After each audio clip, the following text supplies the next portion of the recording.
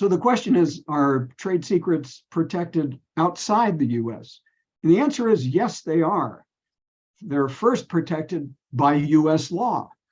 Under federal law that applies to trade secrets, if a misappropriation of US trade secrets happens outside the country, and at least one act in furtherance of that theft has happened in the US, then US courts can take jurisdiction over that, and you can sue and get a judgment against the wrongdoer, even though everything happened in another country.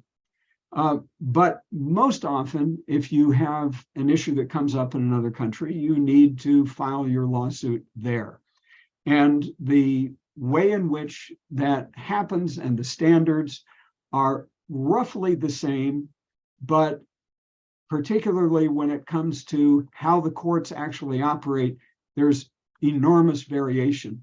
The first and most obvious one is, whereas in the US, we have discovery, where you can find out what the other side knows, get access to their records and documents.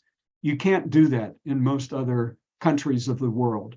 And so a good investigation that you do on your own becomes very important. Otherwise, you need to rely on the courts to call the parties in, one hearing after another, and slowly the facts can emerge.